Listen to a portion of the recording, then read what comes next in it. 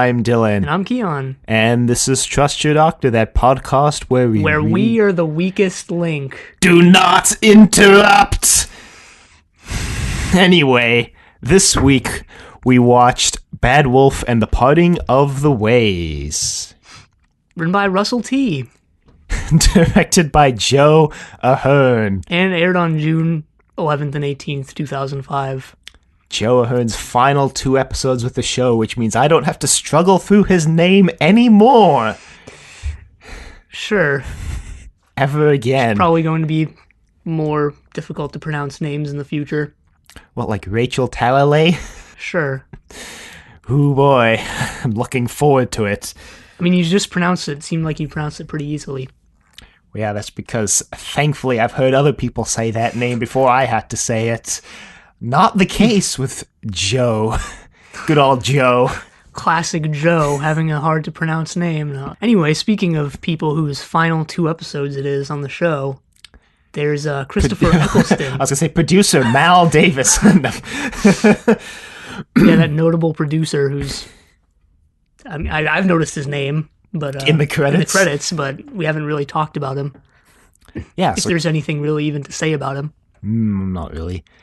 So, Christopher Eccleston's final 2 episodes on the show. Apparently, Russell T wanted to do what I guess the show's been trying to pull off since Patrick Troughton, which is he wanted to do a surprise regeneration with nobody knowing that he was going to regenerate, but right after the Unquiet Dead aired, somebody leaked to the press that Eccleston was leaving after the season and that David Tennant was taking his place. And so Russell T was like, wow, guys, thanks. Stupid leakers. Anyway, wasn't leaving partly Christopher Eccleston's decision? Yeah, it was. I read correctly.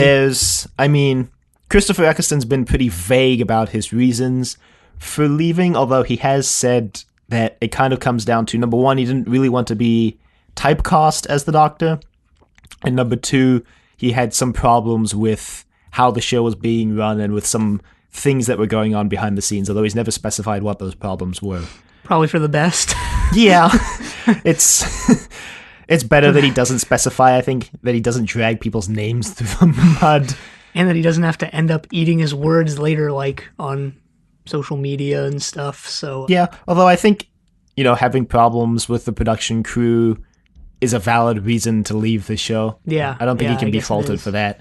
So he leaves after 1 season, and then David Tennant comes in for 3 seasons. Apparently, there was a rumor going around that Eccleston wouldn't regenerate till the Christmas special, and there's speculation that may have been an attempt by Russell T to try to preserve some of the surprise. I don't know if it really worked, Probably not. Although, interestingly enough, this is the only reboot Doctor to actually regenerate at the end of a season proper, because every other Doctor, the 10th, 11th, and the 12th, regenerate in the Christmas special following their season, so that's kind of interesting. Yeah, well, this was also, I think, the only season to run from, March until June. Yeah, I think the next season airs in the fall time slot, which I think is pretty much the norm, right up until Series 10, which just aired from, I think, April through June, I guess. Yeah, most of them, started in fall and ended, at Christmas.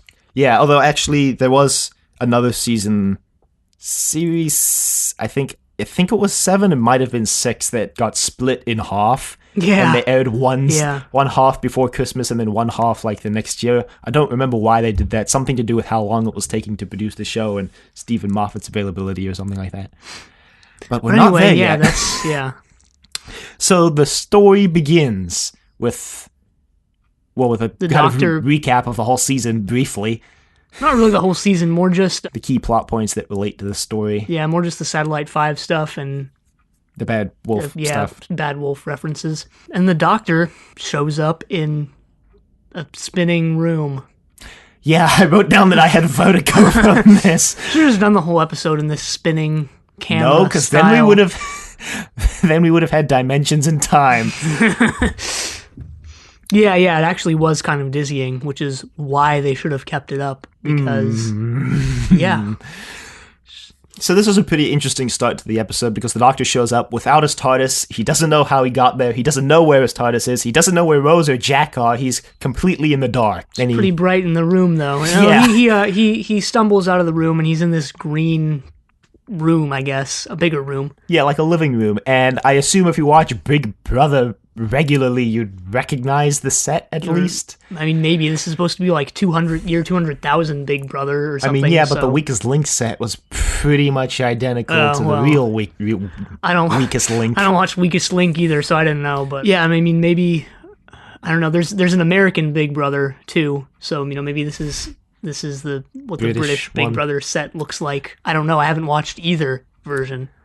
Yeah, although I do know how Big Brother works, so I guess as a primer, basically how Big Brother works is they shove a whole bunch of people into a house, they've put cameras all over the house, and they just film these people living in this house, and then I think at the end of every week, people vote off someone from the house, and there are other random rules in there to try to facilitate intrigue and backstabbing between the contestants. Yeah. But I don't know them because, like I said, I don't watch Big Brother. If it's even still on anymore. I think it is. Weakest Link isn't on anymore, but I'm pretty sure Big Brother is. Just like Survivor. Survivor's on its like 35th season, and they have 2 seasons a year. Yeah, they do that for a lot of game shows. I know they do that for what's that one where they go on like a world tour and they have to... The Amazing Race. Yeah, that's on like season 30 as well. I actually liked watching that back in the day. I mean, I don't watch it anymore, but I always thought that one was pretty fun. Yeah. Out of all of the reality/competition shows, that was one of the more fun ones. Sure, yeah. Anyway, the Doctor's confronted by Linda with a Y. Yeah, Linda with a Y. As well as... Crosby and Nash. No. Bing Crosby. No, it's Crosby and I don't think the other girl got named, or if she did. No, the girl's Crosby. Oh, sorry. Is it Crosby? The girl and Nash? got named. Cosby? I don't know. I don't even know. The guy didn't get named, or if I think he got named, or if he did, I don't think it was important. He probably gets evacuated. He probably survives this story. I mean, he won.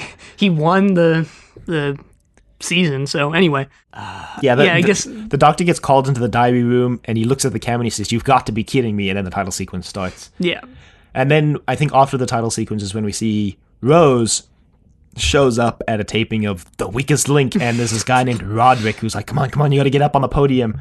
She's like, "What?" And he's like, "Watch out for the android." And then we see the host of The Weakest Link is a droid, and the host of The Weakest Link, if you didn't know, is a lady named Anne, so it's an Anne droid. Yeah, I never watched the show, but I got that from the dialogue, and I was like, wow. I thought it was pretty funny, to be honest. Yeah, so I don't know, I guess, are all these shows like BBC shows in the UK? I think so. They like license them out for use on Doctor Who? They might have licensed them.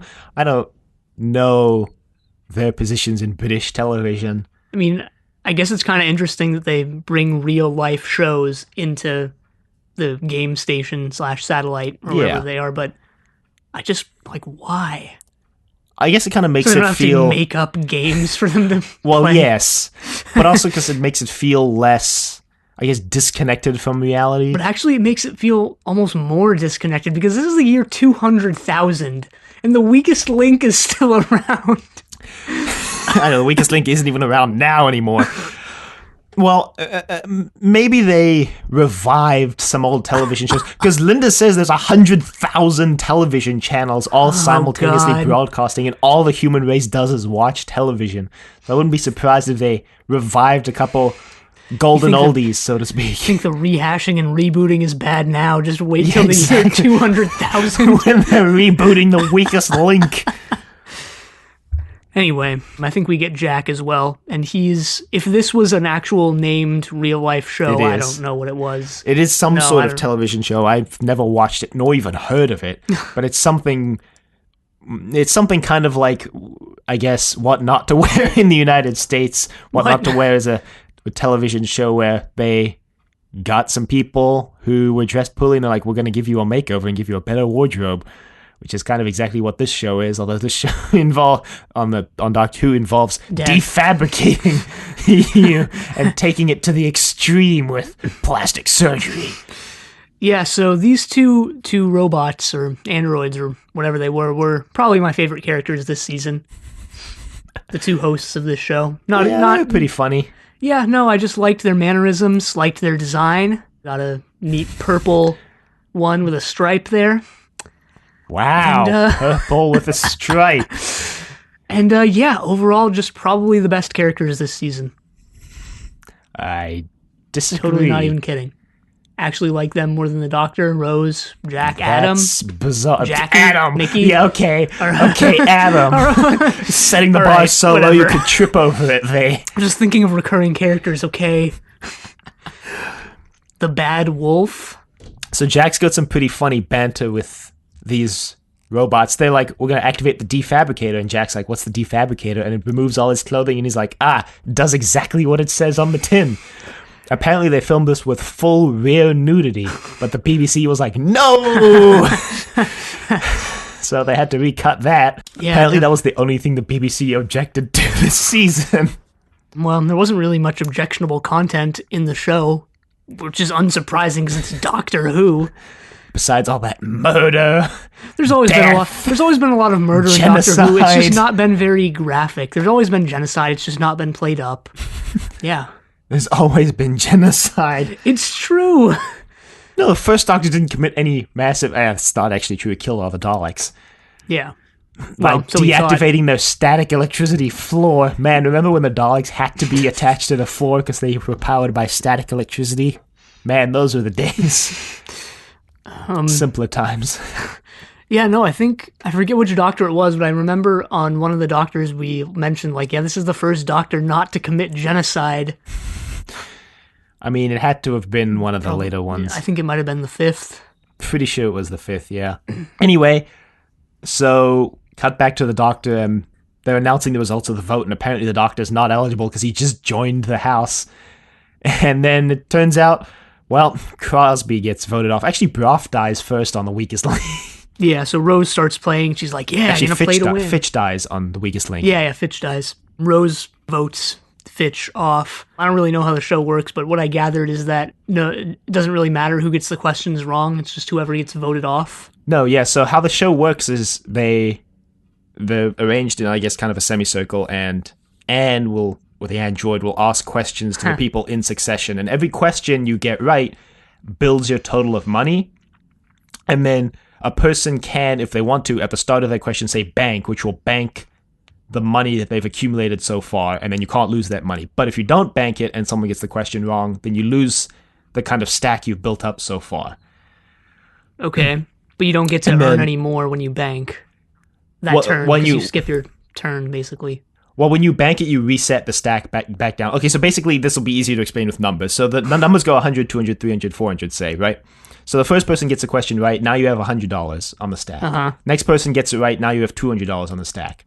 So the third person, if they bank it, they reset the stack back, and then so if they get the question right, then they'll be back at 100. But if they don't bank, then their stack goes up to 300. Oh, and whoever wins at the end gets the bank, I guess. Yeah, so whoever wins at the end of the entire show gets whatever money is in the bank. Yeah, all right. This is actually a really interesting statistics problem where it's been shown that the best strategy is actually to never bank your money and try to build up a stack all the way to the maximum, because it automatically banks when you get to the maximum on the stack and resets the stack. So statistically, it's actually better to never bank on that show and try build up to the top. Anyway, and then what happens is, once the round of questions is done, and the thing is that it's not a set amount of questions, it's a set amount of time. So you want to answer quickly to get as many questions in the round as possible to get as much money. So at the end of the time, everyone votes on who they thought was the weakest link, because the goal is to get the most money, so you want to eliminate the people who got the questions wrong. Yeah. But you can also strategically vote to eliminate the people who you think you can't beat in the championship. That's what Roderick was doing. He's like, I'm going to vote everyone off except you, Rose, so I can get you off in the last round. Easy pickings there. Sometimes Anne will reveal who actually was the weakest link and who got the most questions wrong that round, like she did in this one. When everyone voted Fitch off, she said, oh, actually, it was this other guy who got the most questions wrong, but you all voted for Fitch, so... Yeah, because I guess no matter who actually gets the most questions wrong, if someone says like something really dumb, they might be perceived by everyone else as like the weakest link, quote unquote. It's actually an interesting show to watch because there's a lot of weird psychology and mathematical stuff that goes into it, and like also you never really know how many people or how many questions everybody gets wrong because you're already so focused on getting your own questions right that it's difficult to pay attention to everybody else because it's such a time precious situation. It's interesting to watch. Yeah, I might go and watch a few episodes of that now, actually, but there's your weakest link. Rundown. There's actually a Doctor Who special of Weakest Link where they got a whole bunch of actors who are on Doctor Who to come on and do an episode. Huh. And I think one of them was David Tennant. I think he was like the biggest actor they had. It's got story-specific characters for the rest of them, probably. So they all vote Fitch off, and she starts crying, and Rose is like, it's just a game. And then Anne just kills Fitch, and Rose is like, but I voted for her. I voted for her. And Roderick's like, yeah, that's how it works. You lose, you die.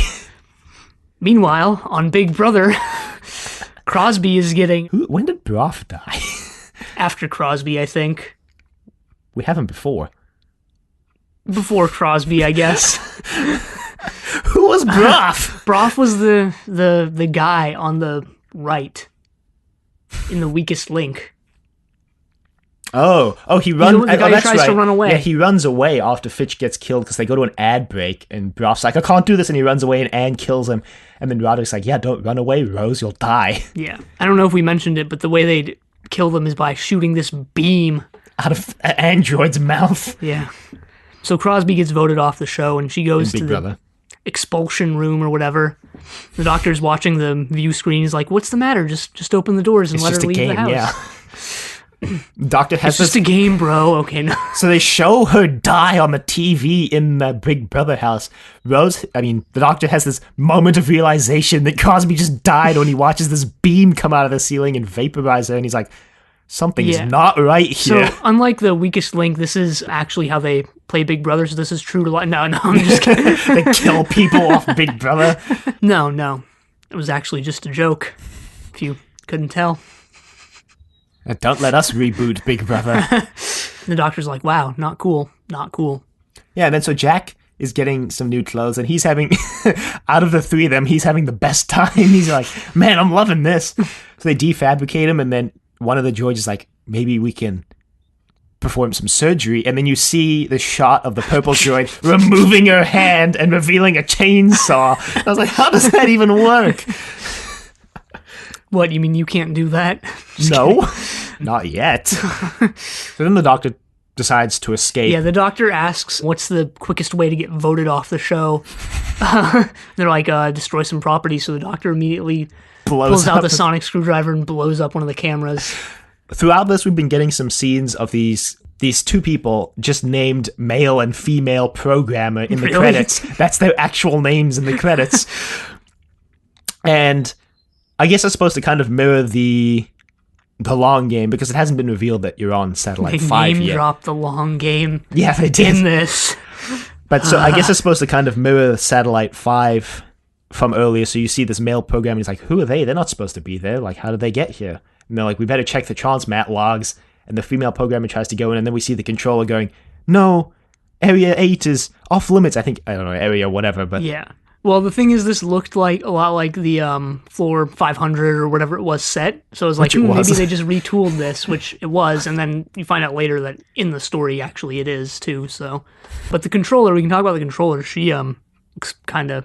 Cool, I guess, but also kind of creepy. Really scary, yeah. Yeah, so basically she's a person, and she's like hardwired into their systems, I guess, and her chest cavity is like open with wires coming out of it. I think she had some wires going into her head too, mm-hmm. Yeah, so... I guess it's supposed to be like, this is where the Mind Spike technology would have gone later, because the male programmer says everything that comes out of the space station goes through the controller first before getting beamed out, and every transmission coming in comes through the controller. Yeah.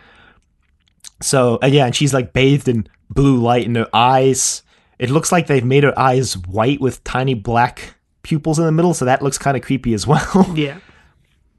And it looks like they also painted her white so that the blue light would shine more reflectively off of her. She looks really creepy, and it's actually pretty good special effects there. Yeah, or like good use of whatever budget they had for it to actually make her look creepy. So yeah, I actually really liked the controller's character because she does have a moment of character later on. Yeah, all the male and female programmer too, I guess, have somewhat of a character, but I guess they tried to give all these characters at least somewhat of a story. Yeah, because this story actually does kind of feel like the epic conclusion to a grand series of adventures throughout this season. I'll talk about that more at the end when we do season retrospective, since that is a more logical place to put it. So we haven't finished explaining the plot. So the Doctor gets put into the expulsion room, and it doesn't kill him. And the Doctor's like, haha, I knew you couldn't kill me. Yeah, because he says that someone brought him there, so if they wanted to kill him, they would have just killed him, but instead they brought him into the game, so they obviously want him alive. We didn't mention that, because here's something I didn't get. Linda, with a Y. Linda with a Y. I think says that the contestants for all the shows are just taken from... They don't sign up for the show. They're just taken. Like transmatted. This is actually the first mention of transmat, I think, in the reboot. T-mat!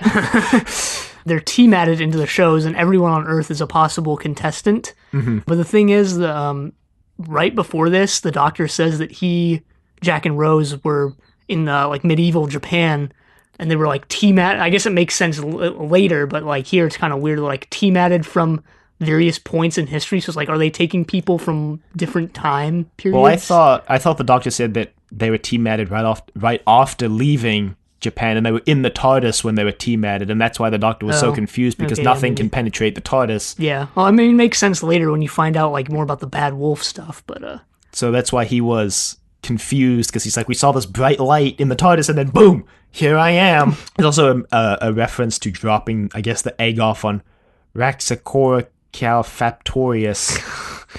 Yeah, sure. And yeah, so the Doctor escapes the room, and he tells Linda to come with him, and he says, if you stay here, there's a 50-50 chance of you dying in the Big Brother house, but if you come with me, I'll keep you safe. Kind of a bummer for the Doctor later on when he doesn't keep her safe. Yeah, I thought Linda was going to be a new companion, but no. That was probably an intentional misdirection. Probably. But yeah, she decides to go with the Doctor, and what's his name, I guess, wins Big Brother. Yeah, I guess. Meanwhile, Jack realizes that they're going to kill him, and he pulls out a blaster, and they're like, where did you keep that? And he's like, you don't want to know. Because he's not wearing any clothes. The implication is clear. Yeah, behind his ear. So he shoots them, murders them. Blows their heads off. Eats their bodies. No. Ew. That doesn't even make sense because they're made of metal. There's people who eat metal. Yeah, but those people aren't normal. Yeah, so Jack escapes too. The Doctor comes out of the Big Brother house, which I guess is just more of a room. Yeah, because Linda reveals that there are, I think she said, like 20 games of Big Brother being played. No, there's like 60. Yeah, okay, this is the thing. She claims there's like 20, but then when they exit onto the floor, there's like clearly at least 10 rooms on that floor, and then she said there's like 5 other floors the same to that floor, identical to that floor, which would imply there's at least 50 or 60 games of Big Brother. She says 60. No, she says like 20 or something. She says a pretty 60. Low number. She says 60. I remember in the dialogue. She says 60. I was pretty certain she said 20. Go back and watch it. Okay. But, yeah, but as soon as they step out into this, I guess, central area, looks kind of like a loading bay almost, the Doctor's like, hey, wait a minute, this is Satellite 5. And I was like, how do you know? Like, it's just a generic looking warehouse. It's pretty much the same. It's just a warehouse area, like. It looks the same as the Satellite 5 warehouse area, though. Whatever. And then he's like, so who's running this? And then she flips on a light, and it's the Bad Wolf Corporation. The Doc's like, that's odd. Except they actually go way more into detail about it than oh, that's odd. Oh, that's odd is what they've said like every time Bad Wolf has come up until now. But right now they like play the Bad Wolf theme really loudly, and the Doctor's like, those words following us throughout space and time. Yeah, so he thinks it's been designed to lead him here, which I guess it has, kind of. But anyway. Yeah. So Jack has some sort of scanner that he scans for 2 hearts, and he finds the Doctor, so he goes down, and he meets the Doctor, and the Doctor's like, where's Rose? And Jack's like, I don't know. But they turn on the view screen or something and see Rose about to lose the weakest link. Yeah, she's down to the final 2. Oh yeah, so weakest link, when you get down to the final 2, it doesn't just go continuous round of questions. You do 5 questions each, alternating, and whoever gets the most right wins. Yeah. So Roderick's been strategically voting everybody except Rose off because Rose is the weakest link. Rose isn't dumb, but she doesn't know anything about 200,000th century history, I guess. Yeah. Although she does get one question right because Anne's like, the oldest living being of the Icos galaxy is the face of, and Rose is like, Bo! The face of Bo! Yeah, it doesn't really help her in the long run. I was going to say game, but... There's also the first mention of Torchwood in this episode. One of the answers to the questions that the android is asking is Torchwood, the blue pyramid of whatever was built on the remains of Torchwood. Torchwood is actually the overarching, I guess, meme of next season, so kind of leading into that already. I think Roderick says touchdown for that one. Yeah, I think so too. She's like, no, Torchwood. Yeah, but Roderick wins and he's like, oh my god! His voice like gets really high when he wins. I don't know if you noticed, but... Yeah. And then he's like, you're gonna die! I'm gonna win! And then the Doctor and Jack bust open the door and they watch as Rose gets vaporized by the android while she's running towards them, and then Jack goes all Rambo on them, pulls out the gun and starts threatening people. He threatens Roderick. Going Rambo. Rambo doesn't really threaten people, he more just shoots. So Jack's threatening the poor production lady and Roderick, and they're like, what? And Jack's like, you killed her! You killed her! The Doctor's just running his fingers through Rose's ashes. Yeah, so this is a pretty devastating moment out of nowhere. They just kill off Rose, but then they don't really... You know she's not gonna die. I mean, yeah, obviously. Yeah. Or at least if they were going to kill her, they wouldn't kill her in halfway through part 1 of a 2-part story. During this scene, you can hear the music is a lot louder than the dialogue and sound effects. Mm-hmm. And you can hear Jack screaming in the background, and the Doctor's, like, devastated, obviously. Yeah, because he promised to keep Rose safe. Yeah. And he did. No. Well, he did try to later. He just returns her ashes to Jackie, like in a bottle. Like in an urn. Sorry. About your daughter, no. But I thought it was a pretty cool scene where you could sort of hear the muffled screams in the background and the music was loud. I don't really have anything other to say about it than that. Just that I thought that was kind of a cool thing that they did. The weakest link set was clearly the cheapest of the 3 game sets they designed because it looks like they put it in the center of an actual warehouse and just lit up the center because there's a lot of dark space around the set. So... Rose, Jack, and Linda with a Y get kidnapped. You mean the Doctor? Captured. Yeah, the Doctor, Jack, and Linda with a Y get captured and thrown in a temporary holding cell that looks like some sort of storage area in the BBC Centre. And the chief guard's like, so you're going to be taken to the lunar penal colony where you serve the rest of your days doing hard manual labor. You know, if you're Linda with a Y right now, you're thinking, you know, this is a pretty okay deal since you're going to be alive for the rest of your life. Basically, no chance of ever getting put on one of these programs again. Maybe they beam people in or team-at people in from the penal colony. Well, that would suck. They should do a special penal colony episode of Big Brother where the winner gets his freedom. Prisoner season. Anyway, the Doctor hasn't said anything since Rose dies, but he suddenly just turns to Jack and says, let's do it. And then, so they start beating these people up. Yeah, incompetent guards. It's been a while since we've had incompetent guards. It has. Nice to see they're bringing back that aspect of the classic show, too. Yeah. That classic tenet of Doctor Who the show was built on. I mean, it kind of was, to be honest. It kind of was. Like, part of the whole reason why the Doctor's able to beat the Daleks in the Daleks is because the guard was completely incompetent. Part of the reason why the Doctor is alive is because guards are incompetent. So they escape up to the 500th floor, where this is where the Doctor meets the controller, and then a solar flare hits right there. And the controller, I think, has actually been mentioning the solar flare, but the program people have sort of been ignoring it and been going like, why is she mentioning the solar flare? I think they said it just passingly in dialogue, like, why is the controller mentioning the solar flare so much? Yeah, because they're ignoring it because the solar flare happens like every, between 6 months and 5 years or whatever. And it happens pretty regularly, so they're like unconcerned with the solar flare.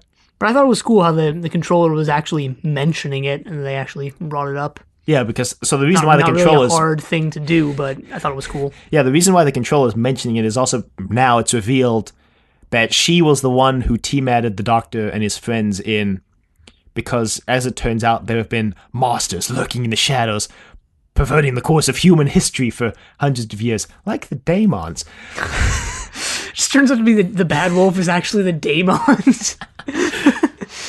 And the controller doesn't reveal who her masters are, but she reveals that her masters know of the Doctor and they're scared of the Doctor, and she's trying to free the human race, which is why she team-added the Doctor in to defeat her masters. Yeah, so kind of cool that the controller, who was basically enslaved at age 5 by her own people, is like willing to go to these lengths for the humans. So I guess she's a pretty good person. Yeah, the reason why she's telling them during the solar flare is because the solar flare knocks out all the electronics until the solar flare is done, and her masters can't monitor what she's saying during that time. But then when the solar flare ends, she keeps talking. She knows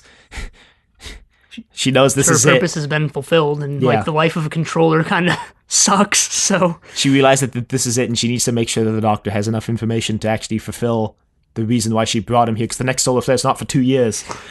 So she reveals the rest of the information, and she gets transmitted away. Yeah, at this moment, Jack runs in, revealing that the death beam is actually a T-Mat beam, and so Rose is still alive. Although that doesn't mean everybody else is still alive, because later on it's revealed that they were gutted and splayed open and their cells used, so they're all dead. The thing about the Rose being supposedly dead sort of subplot or plot point, I guess, is it feels like it goes by really quickly. And I don't know how they would have done this, but it might have been a better idea to spread or have that be the cliffhanger.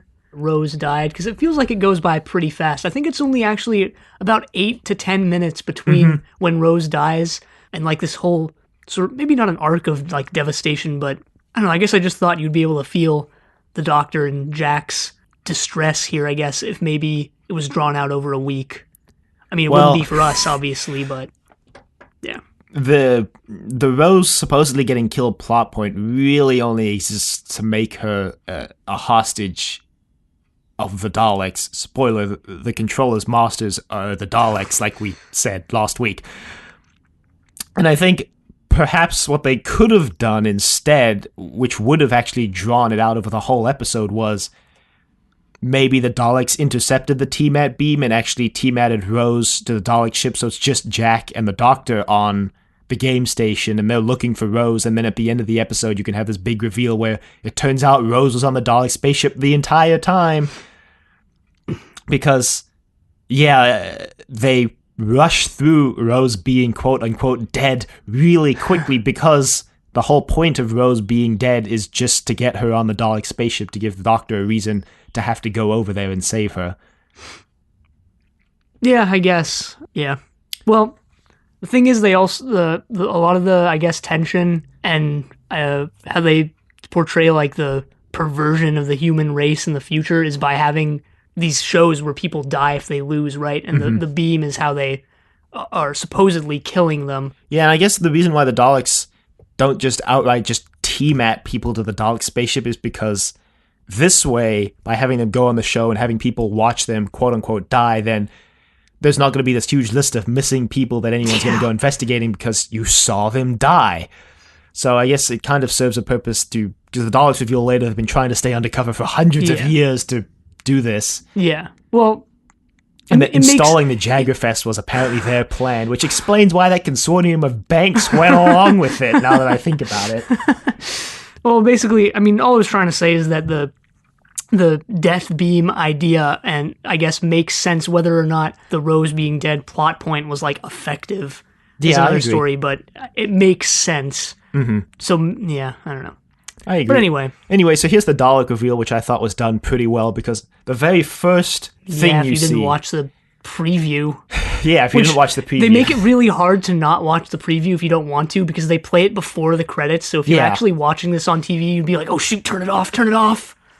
Yeah, okay, well, so the thing about watching it on TV is that usually the they precede it with a next time on Doctor Who, whereas, right, and which is longer than the one that they currently have, if they have one at all right now, the ones we're watching. So right now it feels like it just leads straight into the preview, but now they've made it quite a bit longer, saying next time on Doctor Who, so you have time to go, oh shoot, gotta turn off. But this is actually really weird. I guess I don't really know how they do it in the UK, but in most shows, I think here, they usually play the preview after the credits and after like a brief commercial sequence to get in that ad time. Well, actually what happens now on American television is they actually play the scenes from the next episode during the credits, so it kind of splits and the credits will be running on the bottom corner of the screen, and then the scenes will be running above that.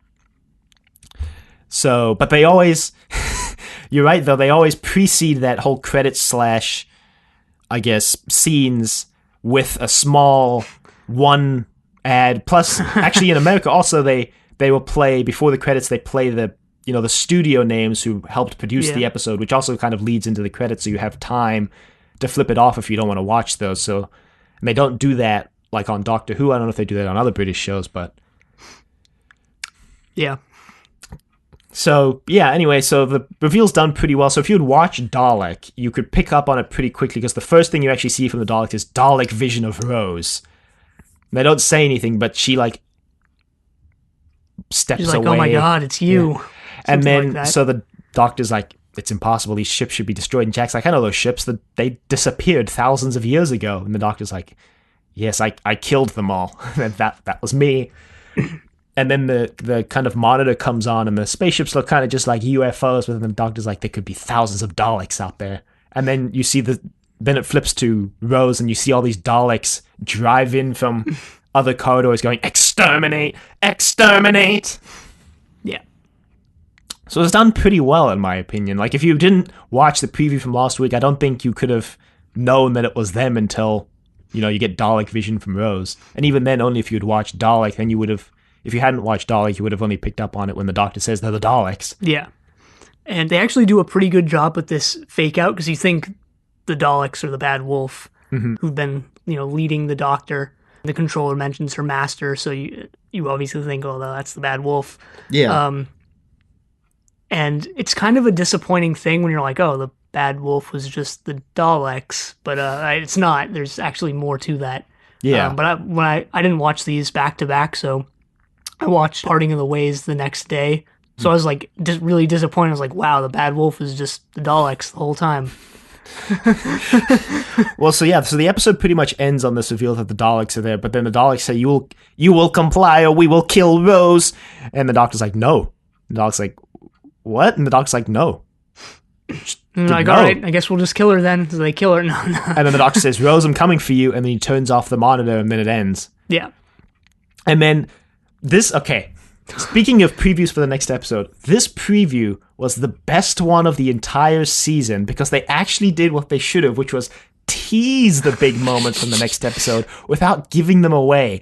The preview does this really good job of teasing that Davros is going to be in the next episode, because the Doctor's like, how did you survive? And you hear this off-screen voice that's really deep and is modulated to sound like Davros going, they survived because of me. Yeah, I did think Davros when I watched that. So they did a really good job of teasing you with that, but then you watch the next episode and it turns out it's something completely different. So I thought that this one preview was good. 1 out of 13 is not stupid. Well, 1 out of 12, because there's in a preview at the end of the Parting of the Ways. But so 1 out of 12 is not a... That's pretty terrible. It's like less than 10%. Anyway, the next episode begins with the TARDIS freaking hurtling through space at the Dalek fleet. Well, we've seen the TARDIS travel through space before. When have we seen it, like, hurtling head first through space? Well, we saw it in Space in the Web of Fear, because it gets trapped in that web in space. Yeah, but was it hurtling at, like, the speed of light? We see it traveling through space in... What was Zoe's first story? The Wheel in Space. Wheel in Space. But was it hurtling, spinning through space? No. It's just a new travel animation. Just like that whole new animation traveling through the time vortex. It looked really, actually, kind of hilarious, in my opinion. Yeah. But they also, what also made it hilarious was when the Daleks launched the missiles, they do the, I don't know why so many things that are shot for things in space are trying to shoot it like found footage style things where it's got those really ad hoc zoom ins and outs and zooms around. Firefly did it a lot. I didn't would like associate it with found footage. Like, what are you talking about? Well, like where it would, the camera would rapidly pan around to something and then you'd kind of see the camera shake and then it would zoom in and you'd see something fly off the screen. It's pretty found footage style. Yeah, all right. I don't really remember where they do that here, but sure. Right now when the Daleks launch the missiles and the TARDIS is hurtling towards the spaceship, Rose is like, it has no defenses, you'll destroy it. And I'm like, no, you won't. The TARDIS is literally impenetrable. So I guess the Doctor materializes the TARDIS into the central Dalek ship. Yeah, they also have a force field around the TARDIS, which is why it doesn't blow up when the missiles hit it. They've generated it from some technology on the game station, I think. Jack kind of stole something and used it to build the force field. Actually, no, you know what it is? They used the surfboard from the previous episode. That's what they used, because Jack was carrying it when they came out of the TARDIS back on the game station later in the episode. Yeah, that's what they used to generate the force field. It's pretty cool, I guess, bringing that back. But yeah, they materialize around a Dalek and Rose. Jack blasts the Dalek. So, there you go. Jack's on the kill count. Yeah, I guess. Yeah, now that you mention it. As is Rose, we added... Rose basically single-handedly doubles the death count for the entire season. I don't know, had Rose killed anyone before? I don't think so. She killed the Nestine consciousness. Oh, yeah. But here, she votes Fitch off. So, yeah. She does a lot more than that. So... They step outside the TARDIS, and Doctor's like, haha, you can't get me, because they try and shoot him, but there's a force field, so they can't. Then the Doctor's like, how did you survive? And then the Dalek Emperor says, because of me. So yeah, they're bringing back that Dalek Emperor, which appeared in that second Doctor one, the one with Victoria. Evil of the Daleks? I think it was Evil of the Daleks. Power of the Daleks. Power of the Daleks was the first second Doctor story. And the next Dalek story for the second Doctor was Evil, so I'm pretty sure it was Evil of the Daleks. All right. I really don't remember, but... There was that final shot of the episode where all the Daleks had blown up, but then the final shot was one of the mutants, struggling for survival. Yeah, so the Dalek Emperor, with a way more... what's the word? Pretentious design, I guess. Not really pretentious, just bigger. Over the top, I guess. Yeah, I mean, maybe pretentious or, conceited that's design. the word I was looking for. Thank you. Because he's freaking huge. Yeah, so this is when it's revealed that all the Daleks are kind of insane, because the Dalek Emperor reveals that while all the Daleks were destroyed in the Time War, his ship in the explosion, I guess, was kind of shunted through time, and he arrived couple hundred years before now and started using humans to rebuild the Dalek race. So he's been gutting and splaying and stealing cells from humans and basically manipulating them to create a new race of Daleks. And the Doctor reveals that this makes the Daleks insane because they all hate themselves for being partially human. And also, he says that their isolation has also driven them insane, so you don't really know. Maybe it's a combination of the two. Maybe it's one, maybe it's the other. But Rose is like, oh my god, you're half human, and the Emperor gets really mad when she says do not blaspheme! The Daleks also say, do not interrupt, which is where our intro comes from. Yeah, so this kind of, I guess, continues some of the things they introduced in Dalek, the episode, where the one Dalek started gaining emotions and then it realized it was impure and wanted to die as soon as it realized it was impure. So basically this entire race of Daleks believes they're impure, but they can't kill themselves because presumably the Emperor put something in the way, and also because all these Daleks have this weird, I guess, religious devoutedness to the Dalek Emperor, because the Dalek Emperor claims that because he created an entire new race of Daleks, he is God.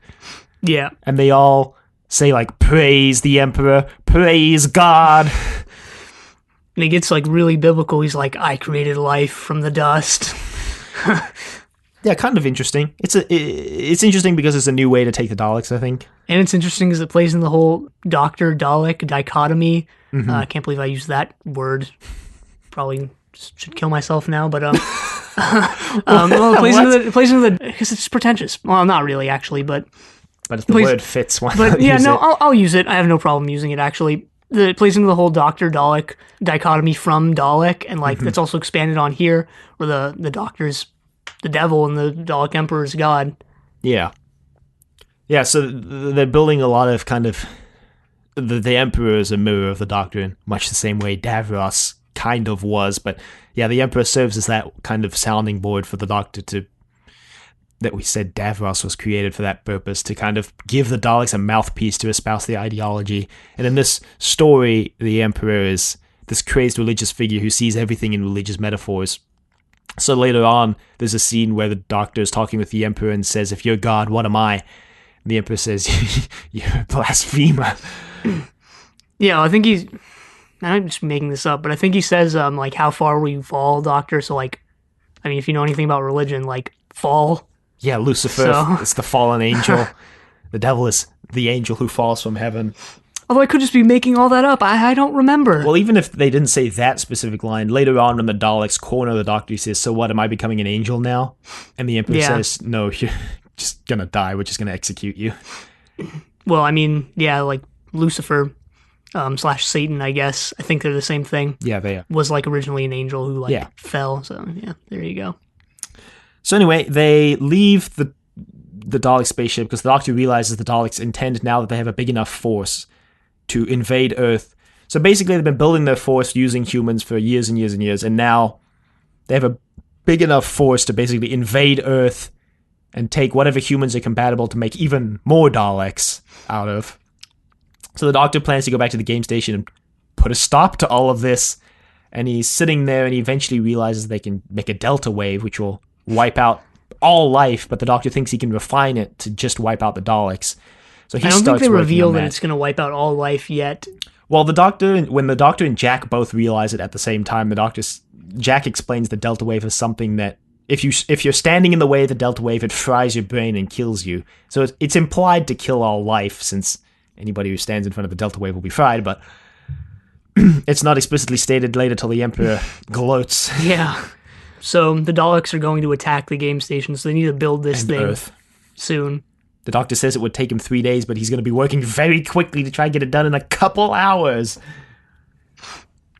Yeah. So Jack sort of, I guess, rallies the people on the game station like, hey, it's going to be this attack. Take up arms and fight if you don't want to die. Yeah, Jack is... Well, so the reason why Jack's rallying all these people is because he's trying to buy the Doctor as much time as possible. Because he can extend the force field from the TARDIS/surfboard to cover the top 6 floors of the game station, so the Daleks will likely land on floor 494 and then work their way up the 6 floors to the Doctor on floor 500. So all the people who don't want to fight are going to go down to the floor 0. bottom levels. Roderick's down there complaining that he didn't win his money. They evacuated most of the people, but the female programmer says they were like one shuttle too short, so there's a whole bunch of people on floor 0. Including Linda with a Y, who's sort of their collaborator, I guess, down there. Well, they take her back up to the top to like floor 400 and something, because she sits in the scanner room. Oh, yeah, all right. Yeah, I remember that vaguely. Because Jack puts her in this room with a scanner, and he tells her to read out the positions of the Daleks to Jack and the other people who are fighting, so that they'll know where the Daleks are. And he said the Daleks won't be able to get through that door. It's reinforced against meteors. I don't think they'll get through the door. Turns out they can get through the window, though. Spoilers. But Jack also believes that these bullets should kill the Daleks, but the Daleks have upgraded their tech since Jack lost and counted them, so the bullets don't work. As we see in Dalek, it's sort of the same effect that they use in Dalek. Yeah, but these are like future bullets that Jack says they like blow up on impact or something, so they should kill the Daleks immediately with like one bullet. They're called like Bastic bullets or something. Well, he says shoot the eye stalk. Yeah, later on when he realizes they're not working.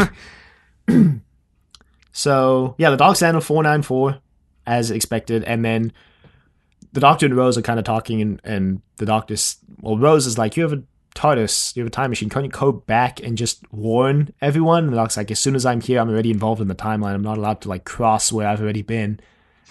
I think he says if he were to go back, he wouldn't be able to do anything because he'd be part of that timeline or something like that. Yeah, it's something about him being some excuse there. for him not being able to just go back and warn everyone. Yeah, I think it's because he's here now and he's part of this timeline. If he went back and changed it, then it would create some sort of weird paradox because he's already involved in the events now. So getting involved earlier would change him being involved in it now. Or create some new timeline or something. Yeah. So all the people here would be dead anyway. Probably something like that. But then Rose asks, Rose doesn't ask. She doesn't ask, but... Because the doctor says, we could also just take the time machine and leave. And Rose is like, what? And he's like, you didn't even ask, did you? You didn't even think about it. And she's like, I'm too good for that. And the doctor's like, yeah. She's like, yeah, so am I. You're thinking like I am now. He kind of brings up later, he's like, doesn't it hurt to think like me every day? To see what I see? Because when she absorbs the time vortex, she says, like, she sees everything that was and everything that ever could be. And the doctor says, I see that every day. Doesn't it burn your head? She's like, no, I'm fine with it. No. But I guess Rose actually wasn't thinking like the doctor before he mentioned it. Yeah, she just wasn't thinking about it. Yeah. So the doctor then... He supposedly comes up with a way to build the Delta Ray faster. Well, no, actually what happens is the Delta Ray's not working so well, and he's like, damn it, and Rose is like, is it bad? And the doctor's like, the doctor doesn't answer, and Rose is like, it's bad, isn't it? And then the doctor says, Rose, you're a genius. I can just cross my own time track, and if I use the game station to stabilize the timeline, it'll work. So he runs in with Rose, and I was like, what is this technobabble nonsense that they're pulling here? It's exactly that. It's technobabble nonsense, because it's revealed that basically the doctor has realized that Rose isn't going to survive this if she stays. So he basically tricks Rose into going into the TARDIS, and he activates an emergency program that returns Rose to her own time. Yeah, hologram appears, and he's like, Rose, if you're watching this, I'm already dead. No, he doesn't say that. He says, I'm about to die. Emergency program 1 means that I'm facing an enemy that should not have time travel technology. And you're probably freaking out about this right now, but oh well. Where he says, don't worry. Just let the TARDIS die. Just lock it up. It'll just become another relic. Someday it'll be cemented in or something, and no one will even know. He said, yeah, like when Doctor Who ends. He says, if you want to remember me, Rose, do one thing. And then he looks right at her, because she's like moved around so that she's to the side of the hologram, and then clearly the Doctor knows Rose well enough to know she would do this, because he looks right at her and says, live a good life, Rose. And it goes off, and then it lands, and she's like, don't tell me what to do, Doctor. She cries because obviously the doctor has ditched her, but I don't know, I liked this plot point because it shows that, the doctor really did take to heart what Jackie was talking about earlier about the doctor not being able to keep Rose safe, and I think he realized that. And the one time he tries to keep a companion out of harm's way. And I think he realized that, Rose doesn't deserve to die here on this space station thousands of years in the future where she has no real business being there. Maybe not doesn't deserve to die, but like shouldn't die because he's the one who took her there. Yeah. So obviously wouldn't have died if it weren't for him. And Mickey comes running up. He's like, I knew it. As soon as I heard that noise, I knew you'd be back. And Rose is like crying, and Mickey's like, what happened? So I guess Mickey was nearby, right? Yeah. So, he's like running from the other side of London. Yeah, like how loud is the TARDIS noise? I don't think that's ever been a point that they've delved into. If you've just heard for like miles around. It's just deafening when you're standing right next to it. The doctor's deafened all the people he's left behind over the years. But then so they go for lunch, Rose, Mickey, and Jackie, and Mickey and his goddamn pizza. Mickey's like, so Jackie, have you tried that new pizza place? And Jackie's like, what do they serve? And I'm like, really? What? Pizza! Meanwhile, Rose is sitting at the opposite side of the table, like crying. Rose is being kind of a jerk for all of these scenes. I mean, I can see where she's coming from. I mean, not so much here, but later on when they're in the TARDIS and Mickey's like, so, like, you gotta build a new life here with me. And she's like, there's nothing for me here. Nothing at all. And Mickey's like, really? And she's like, yeah, there's nothing. And Mickey's like, oh, ow. That hurts. Yeah, but didn't he already start going out with what's her name? Yeah, well, so Rose also makes all these insinuations that the life with the doctor is way better than life in Cardiff, I guess. She doesn't even make insinuations. She flat out says it. And Mickey's like, wow. Because you're better than us. Or, well, Rose is like, so what am I going to do here? The doctor's fighting for his life, and I'm just going to get a new job and go to work and eat chips? Well, that's basically what Mickey says. He's like, well, that's what the rest of us do. Yeah, Mickey has a point. Like, Rose...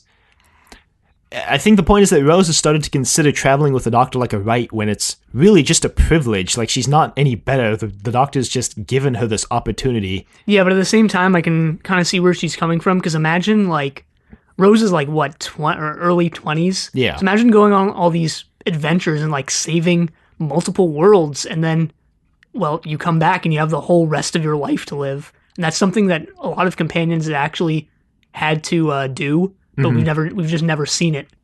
Well, the thing about a lot of the other companions is that when they left the Doctor, they left to go on their own adventures. Like, Stephen becomes king of some random land. Yeah, well, a lot of them were some stuff like that. But Nyssa goes off to try and cure all these people of the Lazar disease. So a lot of them, like, went off to have their own adventures and lives. Turlo goes home because he finally realizes he doesn't have to be... He's not under trial or persecuted or chased anymore. He can finally go home. Tegan just leaves. But a lot of them, like, well, I can't believe I'm bringing up Dodo, but like Dodo, Ben and Polly, even Ian and Barbara, they go back to but see, the thing about and we don't get anything after it, so we don't know what happens to them. But yeah, but the thing about them was that they wanted to go home. They wanted to stop adventuring. So like they didn't really have, or if they did have that sense of having to live the rest of their lives without the Doctor, it wasn't as powerful as Rose in this story because Rose didn't want to leave. Probably not as powerful, but it's probably still something that would be there, right? Like, I mean, wow, I went on all these adventures and now I'm here, a teacher.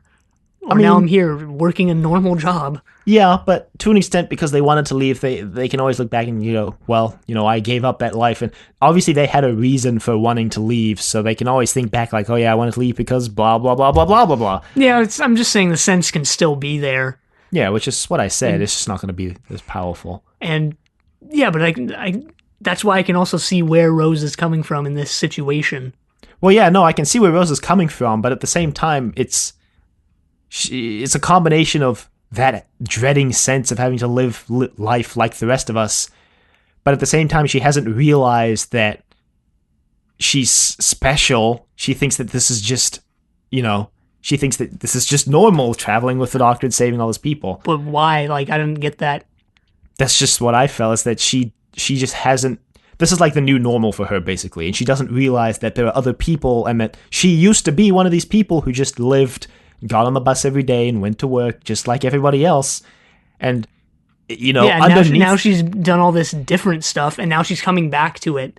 But yeah, but underneath all that, she's still just the same as everybody else. And I think she should at least, even if she's upset about wanting to go back, I think she can at least maybe put it nicer than the way she put it. Yeah, she could put it nicer, but she's actually not really the same as everyone else because of her experience. I mean, that's what I said. Underneath it all, she started the same as everybody else. Yeah, well, whatever. I guess we're just going to have to disagree. I don't know if we're disagreeing so much as just we interpreted the scene differently, because I agree, Rose clearly wants to go back and that it's clearly not going to be possible for her to live the rest of her life normal like everybody else.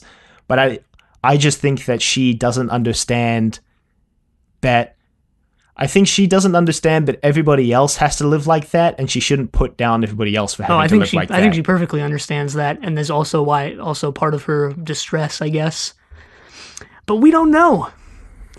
It might be something in there to indicate one way or the other, but I'm not going to go back and watch it. So she storms out of the restaurant, and yeah, I don't know what the people working at this place are thinking, like, oh God, why do we always get the crazy ones? No.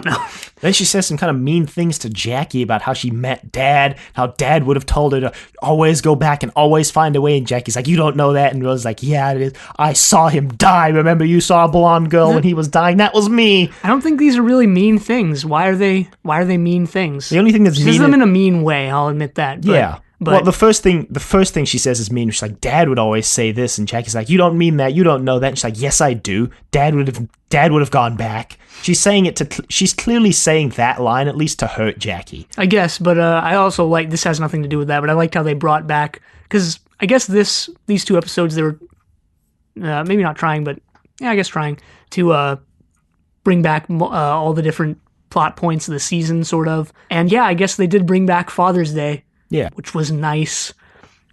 Anyway, then... But the thing about Rose revealing, like, yeah, the girl crying over his dead body was me, was like, Jackie talked to Rose. And, like, she talked to her, right? I'm not just misremembering that, right? She actually comes up to her and has somewhat of a conversation. Yeah, but I think what happened was when the timeline reverted, the timeline was just Pete was walking to the wedding, and while he was going to the wedding, he gets hit by the car. Some blonde woman shows up, comforts him while he dies, and then leaves. Everything that happened in the church doesn't happen. So Jackie talking to Rose, the doctor talking with Jackie. In that case, then Rose wouldn't even be over his dead body, if you know what I mean. Because that wasn't part of that. That was part of that timeline. Well, the timeline reverts at the instant Pete gets hit by the car. So everything that happens after Pete gets hit by the car happens. So Rose is there when Pete gets hit by the car. All right. Doesn't really make sense, but sure. And then, see, this is why I think Rose doesn't understand that everybody else has to live normally and she shouldn't put everybody else down. It's because Mickey's like, you should make a new life with me. And she's like, there's nothing for me here. There's nothing for me. Mickey's like, wow, okay. Yeah, That kind of hurts Mickey. Yeah, obviously. But oh well. You know, I actually like that moment because I think that's the moment where Mickey finally realizes he has to stop living in Rose's shadow and become his own person, because that's the moment where he says, you know what? Fine, I'll help you get back to the doctor. I'll do all these things for you just because I'm a nice guy and not because I'm trying to get in your pants anymore. Like I mean, yeah, and because probably people's lives are at stake, and he probably knows that, so... Well, like Jackie says, it's thousands of years in the future. Why should Rose care? Yeah, to which Rose responds, what's happening right now. Which doesn't really make sense. She's thinking of it as like a parallel timeline kind of thing when it's clearly not. Which is, I mean... I think she's just thinking of it from a time traveler's perspective, like all these different things... That's why she's like thinking of it as happening at the same time, because she was just there and now she's here. So in her mind, the events are still continuing while she's in this other location. But it's kind of true in a way, because you know this is thousands of years in the past and thousands of years in the future. That's still going on. So nothing she can do can stop it. Mm-hmm. I think that's what that sort of means. Yeah, I guess. Yeah, so I like Mickey. This is the instigating moment for Mickey's character development. Yeah, I like this too. Yeah, Mickey sort of grew on me, I guess, from episode 1 until now. And I would have been totally okay if, like, Mickey never came back after this, but he does, so... Yeah, and there's actually a nice character arc for Mickey, because by the time he leaves, he's actually, like, a pretty cool and, like, kind of a badass when he leaves. And actually, you know, I actually like that character arc that they're putting him on when he started the season. He was just kind of a whiny... guy. Boyfriend, I guess, to Rose, and now this is kind of the moment where he starts to grow into his own person, so we'll see more of that in the coming seasons, I think. Yeah, I think actually before this was when we got the scenes of Mickey's... Well, we kind of explained this in a strange way, because what happens with Jackie... Happens before Mickey. Happens after this, actually. Because this is when he tries to go pull the TARDIS with his car, and then what happens with Jackie happens, and then she goes and rents the thing. Rents, quote unquote. Oh, yeah, you're right. So yeah, Mickey and Rose chain the TARDIS console because they want to try and access the heart of the actually TARDIS. We skipped all the Bad Wolf stuff too. Well, the Bad Wolf stuff doesn't come up till after this. Well, the reason why it doesn't, because the reason why Rose wants to get into the TARDIS is because she sees Bad Wolf written on the floor and she's like, why is it written everywhere I go? It must be a message that I can get back to the space station. It's also written like on the walls and graffiti and all over the place. And then Mickey reveals it's been there for years. And Rose, for some reason, decides that it's a connection between now and then. See, that doesn't make sense, but what does make sense is she tries to get Mickey to open the TARDIS because she wants to look into the heart of the TARDIS because she knows the TARDIS is telepathic, so she thinks if she can communicate with the TARDIS, she can get it to go back. Yeah. So... Which also, I guess, doesn't really make sense, but, like, I guess it's one of those things, like, what else is she gonna do, right? So Mickey tries to open the TARDIS console with the car. It doesn't work. Jackie shows up with the truck. Mickey uses the truck. Teamwork here. Jackie's like relaying messages. Yeah, they actually gave Jackie something to do. Mickey's driving the truck. Jackie's relaying messages from Rose inside the TARDIS to Mickey, and Rose is just standing in the TARDIS watching. Well, she's going to be the one who actually goes off to save everyone, so she's doing her part too. Well, so the thing is, like, clearly Mickey wants to come along too, because he, like, runs up to try go to Rose when the TARDIS door opens, and then the TARDIS console opens, and the door just shuts in his face, and I was like, oh, Mickey. But we glossed over the Bad Wolf scene, and I kind of want to go back to it, because I thought it was a pretty cool scene. Rose and Mickey are sitting on this park bench, and all of a sudden, just not zooms out, but you see a more zoomed out shot, and there's Bad Wolf written huge on the pavement. Yeah. And they start playing the Bad Wolf theme here, which I think is actually a really creepy theme. Fits the scene pretty well. Mm-hmm. And this is also, I think, around or soon after the Dalek Emperor reveals to the Doctor that he wasn't responsible. That he wasn't responsible. So it's like, oh, thank God they didn't just have the Daleks be the Bad Wolf. That would have been kind of disappointing, as I mentioned before. Mm-hmm. So yeah, pretty creepy. One of the creepiest moments in Doctor Who, in my opinion. Yeah, I don't know if it was.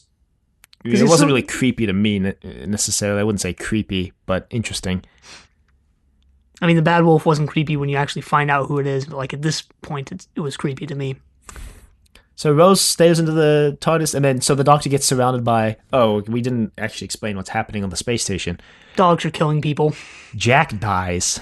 Yeah. Everybody dies, actually. Jack dies, which is. That Jack's actually dead. So this is, unlike Rose, Jack is dead. Which I'm sure if you were watching the show for the first time, that would be a surprise to you that they just killed off Jack. I mean, it was a surprise to me. I didn't know it was going to happen. Yeah, so they kill off Jack. They never, so I guess they don't, I mean, what happens at the end is still to come, and we'll explain it, but they never really, I guess, go into Jack's backstory about how he's lost his memories and... Well, a lot of that gets explored in Torchwood, I think. Oh. Wow, so it's just spin-off bait for you to go and watch Torchwood. Nice. Torchwood wasn't... The Torchwood show didn't start till after next season, after the whole meme runs its course. The repeated meme. Repeated meme. So Jack's dead. Rose shows up in the TARDIS, and the Doctor's like, no, I sent you home so you wouldn't have to die here. What have you done? She's like, I looked into the heart of the TARDIS, and the Doctor's like, you absorbed the time vortex. You're not supposed to do that. It's going to kill you. And she disintegrates some Daleks. She disintegrates all the Daleks. Yeah, you can see that she's crying, I guess, because of the painful, it's burning her, from the inside. But she has control over time. She's like, I bring life. Well, she says, I bring death, and she kills all the Daleks, and life, and revives Jack. This moment actually makes Jack immortal because of some weird timeline nonsense, because Rose manipulates the timeline to bring Jack back to life. It actually makes him as a person a fixed moment in time, so every time he dies, he comes back to life, so it makes him immortal. He kind of actually, he lives with it forever, so doesn't really have a choice. Kind of sucks to have your immortality thrust upon you without any say in it, especially since Jack actually goes out like a hero. He runs out all of his bullets, trying to kill the Daleks. He's the last survivor except the Doctor.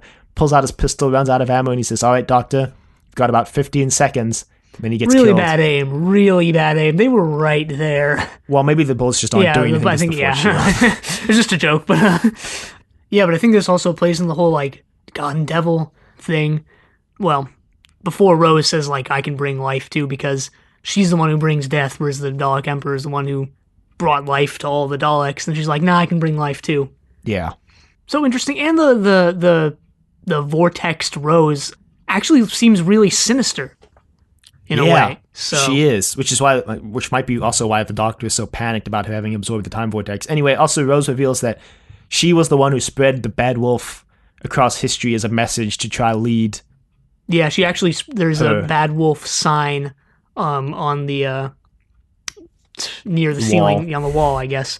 And I guess this is sort of like a paradox thing, because she sees the Bad Wolf sign here, spreads it through history so that it can appear here, so that you can spread it through history, I guess. It's a bootstrap paradox, which is basically, the canonical explanation is, there's a time traveler who really likes Beethoven's symphonies, so he takes Beethoven's symphonies to go get them signed by Beethoven himself, but he arrives in the past and discovers Beethoven doesn't exist, so he, as the time traveler, decides to take his copies of Beethoven's symphonies, write them down, and publish them, and he becomes Beethoven. So then the question is, who wrote Beethoven's symphonies?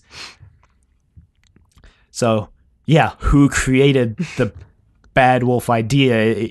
It's kind of just a product of the time vortex, I guess. It's omnipresent and always existed. But yeah, anyway, I'm actually not...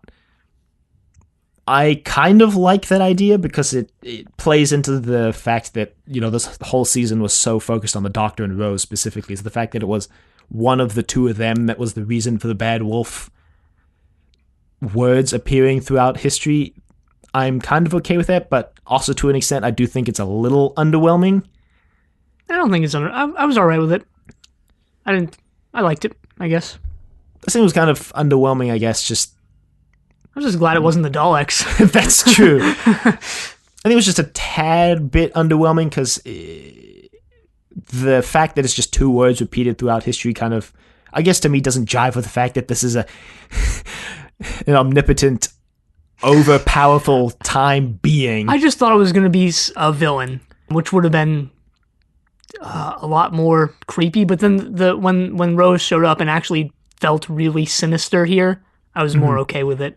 But I did like it. So. Yeah, I liked it. Anyway, the Doctor then absorbs the time vortex out of Rose by kissing her, and the time vortex beams out of her eyes into the Doctor's eyes. A bit difficult to see because there's a bright light shining from the TARDIS in the background. We skipped over the best line of the season. I think you need a doctor. This is Russell T. Bravo, Russell T. Bravo. I don't know. It wasn't that bad. It was pretty bad. It wasn't that You know what? I'm bad, actually going to write that one down right now as a Ninth Doctor quote. Do you even have any other Yeah, Ninth I Doctor? do. Okay, I do. Good. So do I. So I don't know then, why I'm writing it down because I'm going to delete my Ninth Doctor quotes after we finish recording, but yeah. And yeah, so then they leave and Jack runs up and he misses the TARDIS and is like, oh darn. It's also a bit unclear whether the Doctor knows that Rose revived Jack or not, since he was one floor down from the Doctor when he died. How would he know? Because the Doctor sees everything that was and everything that can be. All right. Plus, when he absorbs the time vortex from Rose, it would make sense if he saw that she revived Jack. So he leaves. The Doctor and Rose, that is. And then... Rose doesn't remember anything from when she had the time vortex absorbed. Yeah, and the Doctor's kind of evasive about it. Probably because he doesn't want her to do it again. I don't think she would do it again. She did it under extreme circumstances. She's like, yeah, cool, gotta get me some more of that time vortex. And then we see the Doctor's hand start to regenerate, and he kind of hides it from her, and he says, this process is a little dodgy. And she's like, what do you mean? He's like, I can still go with you to Barcelona, the planet, with the dogs that have no noses, but not like this. Do they have hands? It's not going to be me. No. It's not going to be this version of me. She's like, what are you saying? And she's like, can't you heal or something? He's like, yeah, Time Lords have a trick for healing, and I'm doing it right now, but I'm going to have to change, Rose. Every cell in my body's going to change. I'm not going to be me. And she's like, what? And he's like, Rose, let me finish my monologue. He says, hey, Rose, before I go, I just want you to know that you were fantastic. He says, you know what? JK, no. He says, you know what? Psych! So was I. And then he regenerates into the 10th Doctor. And he's like, new teeth. That's weird. Where were we? Barcelona! And then it ends. Yeah. So Doctor Who will return in the Christmas Invasion. No preview, because it's 6 months out from this episode. Fun fact, this is the only episode in which David Tennant is credited as Doctor Who. Next season, they changed the credit from Doctor Who to The Doctor in the credits. I didn't even notice him in the credits. It was right at the bottom of all the actors' names, and right before the technical stuff, it says, and introducing David Tennant as Doctor Who. Interesting. So the Ninth Doctor goes out on a kind of, it's kind of a muted regeneration scene. It's not big and overly brash like the Ronnie crashing to the TARDIS and then bashing his head on the console. Well, unlike a lot of the classic regenerations, especially first to second Doctor, they actually show it in detail on screen. Finally. Yeah, exactly. This was sort of like the antithesis to the first to second Doctor regeneration, where they obscure it as much as possible. It was also because we were watching a reconstruction, but they obscure it as much as possible. We actually watched an animation. That part was wasn't that part reconstructed? It was an animation. Oh no, you know what? We also watched the reconstruction, but not for the episode. We just watched it later. Yeah, I think so. I just watched it later. The reconstruction of the regeneration. Yeah. or something like that. Yeah, I didn't go back and rewatch 10th Planet as a reconstruction, but but yeah, this is also the first regeneration where the Doctor's been standing up when he regenerates. Fun fact. All the other regenerations took place on the ground. All right. And there's bright, glowing yellow energy shooting out of his hands. It's a lot more big budget, the regeneration, than the classic show was, which is fine. He also seems to be more cognizant of what's going on. Yeah, wait till Christmas Invasion. That goes out the window pretty quick. But anyway, I think we can talk about maybe this season. Yeah, because we'll be doing a 9th Doctor retrospective next week, as usual. I thought that this season, more so than like Key to Time and Trial of a Time Lord, was probably the best overarching type thing they've ever done. So far, yeah, for sure. And I also liked that this finale feels like it integrated elements from a lot of the stories over the season. It felt like a proper season finale. Like it integrated, elements of the Daleks from Dalek, and it integrated Pete from Father's Day, and Jack shows up from whatever Empty Child Doctor dances, and then a lot of the things they introduced in Boomtown were brought back in this, like the Doctor having to face consequences of what we've done. Because we forgot to mention the game station started up right after the Doctor took out the Jaggerfest. Apparently all the news stations went off overnight, and then the next day the game station was up and running. So it's kind of the Doctor's fault that all these people are getting killed. Yeah. That concept of having to face consequences that was introduced in Boomtown. Also the Heart of the TARDIS that was introduced in Boomtown. So a lot of the surfboard that was introduced in Boomtown. Yeah, Boomtown kind of served a lot as a almost not necessarily a third part to the story, kind of like a 2.5 part. A prequel, sort of. Yeah, kind of like a prologue almost. Yeah. So I definitely... Yeah, prologue, not prequel. And, Jackie and Mickey came back. They were introduced this season. The season felt like it was interconnected enough to feel like it was interconnected, but not so interconnected that it was like Trial of a Time Lord where every story was the same story. Well, and so, it wasn't also like Key to Time where they completely ditch the concept that they set up and then sort of bring it back in the last 2 minutes in the most disappointing way possible. It wasn't as focused, and I guess that's probably why it was better, because a lot of these things you wouldn't know are... And actually, a lot of these things weren't really interconnected until now, so... Yeah, well, there was clearly, just episodic. There's clearly... You knew there was some interconnectedness with the Bad Wolf thing. Yeah. But you didn't know... it didn't feel like every story was just a continuation of the previous story. Yeah, no. So, and then when it all finally comes together at the end, I think it works. Yeah, it does. I'd say this episode, Parting of Ways, I don't know what it actually is. Parting of the Ways. Amazon got it wrong, but yeah, it's probably my favorite episode this season. I think it's up there for me. I don't know I think I still like Dalek better just because I liked... Death. Just kidding. I like death and destruction. No, I think I just liked the character development and the actual plot of Dalek better than this, but I think this is definitely up there. Maybe both these episodes. I consider them one story, really. Yeah, just another season finale that ends up being my favorite of that Doctor run. Survival is already my favorite of the 7th Doctor. Ultimate Foe is already my favorite of the 6th Doctor. Caves of Androzani? No, I still... Logopolis? I honestly forgot what my Snake Dance, I guess, is probably my 5th Doctor pick. Black Orchid. 3rd Doctor regenerated in the one with the spiders. Yeah. Planet of the Spiders? Was it Planet of the Spiders? I don't know. But anyway. The War Games. Yeah, War Games, sure. The 10th Planet? 10th Planet, no. No. I wouldn't say it was my favorite. No. But yeah, pretty strong season. I was just thinking of Doctor ending stories there. Anyway. Sorry, go on. Pretty strong season. I was ready to come into the reboot. Actually, I did come into the reboot with the mindset that I was going to hate it. And I kind of don't. It's actually pretty good. I was going to say there are still some things I do hate about it, but I don't really hate anything about it. I think it's certainly different than the classic show in quite a few ways, but I think it's also... It's more similar than I thought it would be. This season is definitely pretty similar, and I think the reboot obviously evolves over time as the classic show did. I think it's difficult to say change. The classic show was all the same because it clearly wasn't. And I think this serves as a really good season both for newcomers to the show and for people who liked the classic show and wanted to watch the continuation. Yeah. I think it does a really good job of straddling that line, because it would have been really easy to make a show that would cater to one group or the other. Yeah. It would have been really easy to go just ham one way and alienate the other group, but somehow Russell T pulled off a season that I actually think does a pretty good job of doing both. I mean, satisfying both groups, I mean. It's probably because it was made by actual Doctor Who fans. Yeah, that's also one thing, is that, a lot of people involved in this were big fans of the show.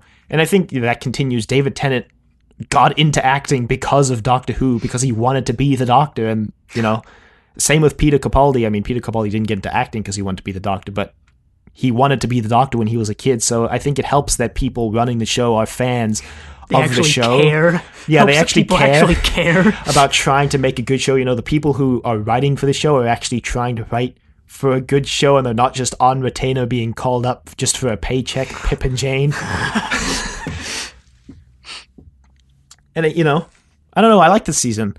I liked it probably more than the first time I watched it. I think the first time I watched it, I didn't like it as much. Well, because you have the classic show background. I mean, that's true. That's partially true, but also I think I'm trying to be more open-minded this time, whereas the first time I think I watched it, I think I wasn't that open-minded about it. So, yeah, that's the season. We'll talk about the Ninth Doctor and Rose slightly next week in the retrospective, if you don't have anything else to say about the season. No, not really. So you can email us at thedoctordecadentvegetable.com. Questions, comments, concerns, angry rants, love letters, your thoughts on Christopher Eccleston. The Ninth Doctor. Before we get to the retrospective next week, if you have a thought you want to desperately get in there before we talk about it, email us. You can find us on YouTube, Apple Podcasts, and Google Play. All at Trust Your Doctor. Leave a rating if you like the show. Check us on Facebook, Trust Your Doctor. Like us on Facebook. Also check us on Twitter at TYD Podcast, and follow us on Twitter. And next time, like we mentioned, we're doing the Ninth Doctor retrospective. But until then, the end.